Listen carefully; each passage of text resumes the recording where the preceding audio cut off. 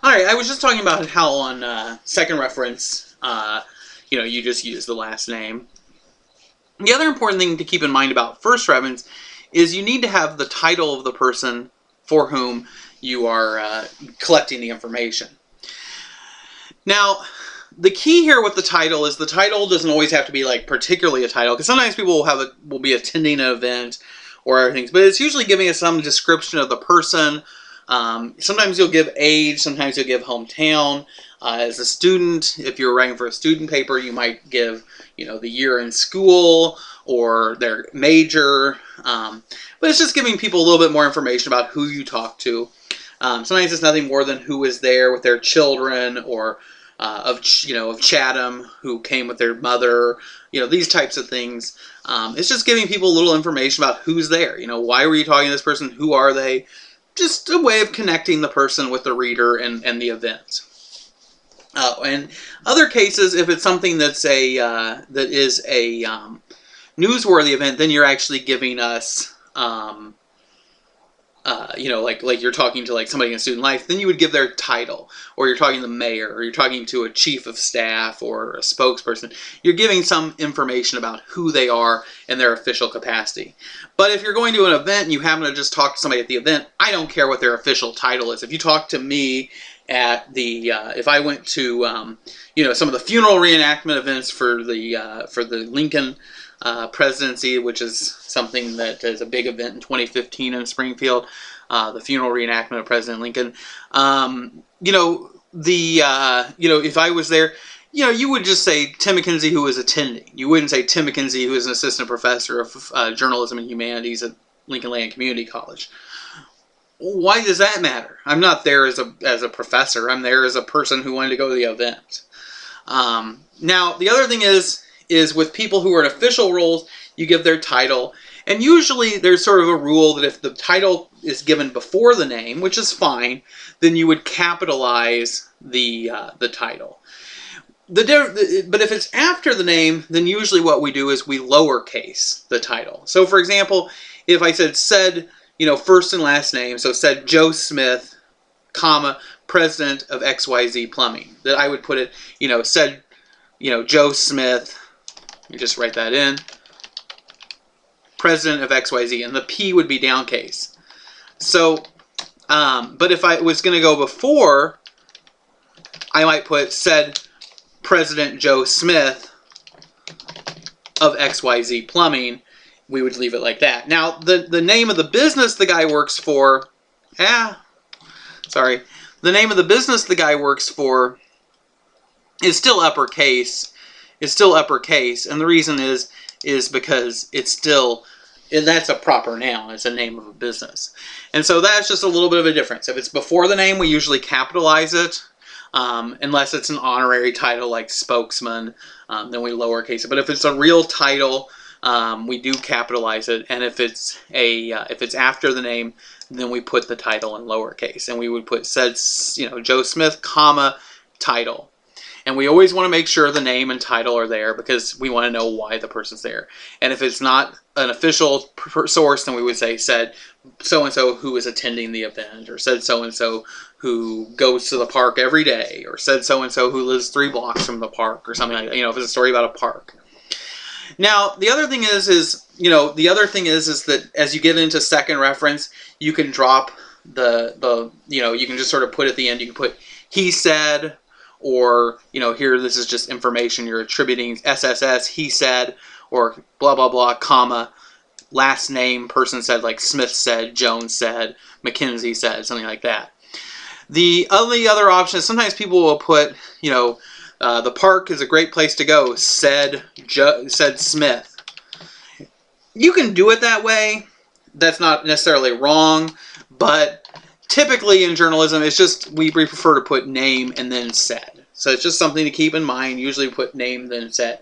The only exception would be if you were saying, like, said Smith as he ate a sandwich. Something like that. That case, we would do it with the name, with the said first, just because we want to keep the clause, and we don't want to go Smith as he ate a sandwich said. We'd want to keep that kind of separated so this said and Smith are together. But other than that, we typically put the name or the he or the she next to it, and after the first reference you can go he said, she said. You don't want to go he said, he said, he said too much because people begin to forget who it was. You probably want to mix it up with the last name. But he said, if you said, said Joe Smith, president of the plumbing company, and said usually goes before, like blankety blank said Joe Smith, president. The reason is once again, you're putting this information about the person, and otherwise you'd have to pay said, or otherwise you'd say quote, not quote, but the park is really great, or the plumbing should be inexpensive. Joe Smith, president of blank and blank plumbing, said. You kind of want to keep that said close on the first time without a title getting in the middle. And so that's okay on the first reference. But from then on, usually we go ahead and do it like Joe Smith said, and we put the name before the said. If you have a question about that, ask me in class, but that's sort of just a brief primer on those differences.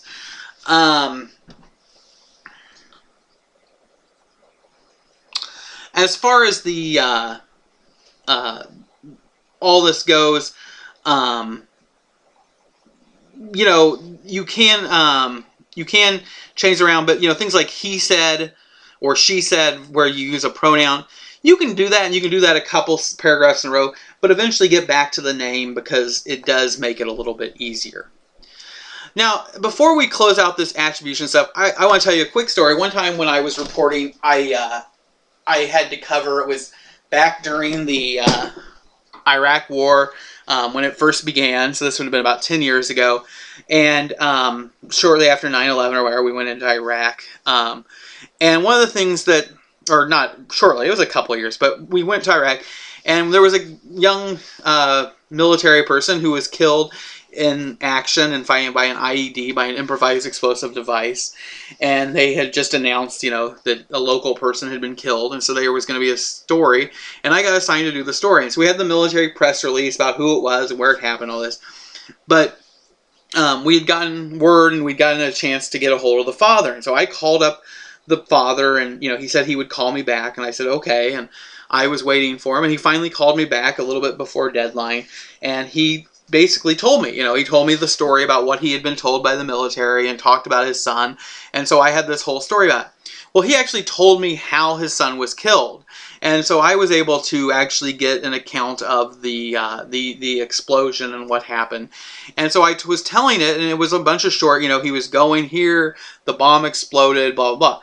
And I had left off the he said, or, his father said, or, the name of the father over and over again, because I felt like every sentence didn't need to have that. And my editor goes, no, every sentence should have that. Maybe you can skip a paragraph here or there, but for the most part, if you don't put that quote in, that he said, she said, then you're saying it happened. And I remember kind of being a little bit frustrated because I thought it really broke up the rhythm of the writing. But in the end, the case is my editor was right. I mean, that we did need that he said, she said stuff, because it does clearly distinguish where the information came from. And so I want you to keep in mind, don't go out there and write anything without the he said, she said, if you're writing for a newspaper or another publication, because it makes it clear where the information came from, that it's not just coming from you and you're making it up, that I wasn't there to observe it.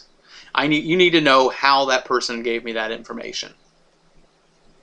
Now, the other part of this was quotations. Quotations are, we attribute quotes, which attribution is what you say, who said it, but quotations are something, we need to talk about. First of all, use them. That would be my first statement, is try to use quotes. I would say, there's sort of a rule, and I want to I'll tell you this right now. If you have a story and it's all quotes, I usually am like, gosh, I don't want to just read quotes. Like, tell me what they said. Like, you write in your own words. Like, that's what you're the reporter for. So don't make your entire story a quote. But if you have absolutely no quotes, well, that's not much fun. Give some quotes, get some flavor, get some different people saying some stuff. So make sure to use quotes. Now, with that said, if you're using quotes, I'm saying make sure to use them. You got to be out there taking notes or recording things in order that you can get these quotations. So you need to make sure to do that, but once you get a bunch of quotes, don't bother to make the whole thing quotes, but do make sure to use them. With quotes, you want to use it exactly as you got it. Now, Don't change a word here or there because it doesn't flow or they left a word out. If somebody left a word out, you can put in parentheses the word they said. You can do other things, but by and large, you should keep it as clear and as exact as possible. I'll talk about a little bit of an exception to that, but for the most part, quotes should be exactly, because you are literally saying this person said it. And if the person didn't say it exactly how you say they said it, then you're making stuff up. You're lying. And that's not acceptable.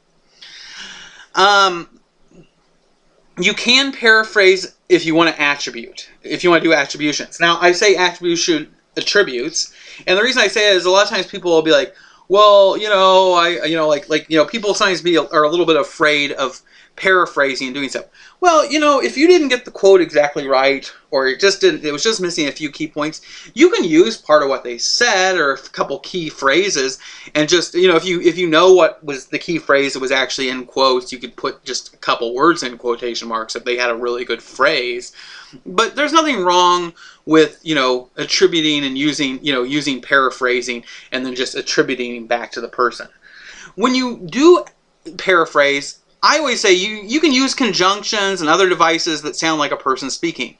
People don't usually talk without using conjunctions. People don't talk. I said don't. I mean, I don't usually talk and say, I do not usually talk and cannot with, I usually say can't, not. I usually use conjunctions. It's okay to use that in your stories as an attribution, as a paraphrasing. It's okay to use that in quotes. That's the way people talk. It's okay. Now, some people are more particular, like, you wouldn't want to lead with a conjunction. I mean, I guess I don't have a problem with it. I mean, I should say I don't have a problem with it. I mean, you don't want to be, you want to be as formal as possible, but, there's nothing wrong with that. That's the way people talk. That's the way people read. That's the way people communicate, and that's what you're doing. Okay? So don't be afraid to use conjunctions even in paraphrasing, in quotes, and other things. Now, I told you to keep everything accurate, but I would like to say there is one exception. Keep it accurate, but remember, we're not Mark Twain. I put in here, it ain't Mark Twain, in the sense that, if somebody says, I'm going to be going there, I see nothing wrong with changing that to going to. I use the word gonna, I'm sure, all the time. I say things like, I'll be going later, or I'll be running along, and I mean running along. If you put running, runnin, apostrophe, to signal that I said running, well, I guess I wouldn't be horribly offended, but it can be offensive to do that. And so I would keep it accurate, but I mean, you can change gonna to going to. That's not really changing their quote. Now, some people will say, no, if they said gonna, I'm going to use gonna. Okay, then use it. I guess that's fine. But I don't think that there's by and large, those would be minor things that I wouldn't probably give a big deal about. I'll give you an example of this. We had a reporter one time in the newspaper I worked at, and she went out to do a story about smoking. And this waitress was working at this restaurant where there people smoke a lot. And they did this story in which she talked to this waitress who started smoking at like 13, and she was like 18, had like 2 kids. And, clearly had not had probably the best parental guidance in her upbringing. To have already had 2 kids by the time she graduated high school, be working, be smoking for 5 or 6 years at high school graduation. That's not necessarily the best. There's definitely something that perhaps somebody lacked a strong influence on that. That's the way it is. And as a result, she did not speak in proper, statement stuff. And so she quoted the lady, and she was using things like, I ain't going to be doing that. And, I'd be smoking for 6 months. I'd be smoking since I was 13. It's a big, it was, the grammar was off, the writing was off, and she did it exactly as it was. The problem is there's a quote by one of my favorite, that, a press is a heavy thing, especially if you drop it on somebody. A press is a very heavy metal object, and if you drop it on somebody, you will crush them. And so I warn you that, when you write things and you do it in an unflattering way, that you can crush them. And to use the quotes and not to quote them exactly verbatim when something could have been, just sort of going to, could have been changed to gonna, or you could have just paraphrased what they said rather than quoting them. you know, that's kind of insulting to that person. And that reporter ended up, somebody else went to do something to follow up on it and went to that restaurant, and they were told they weren't welcome because of the previous reporter's behavior.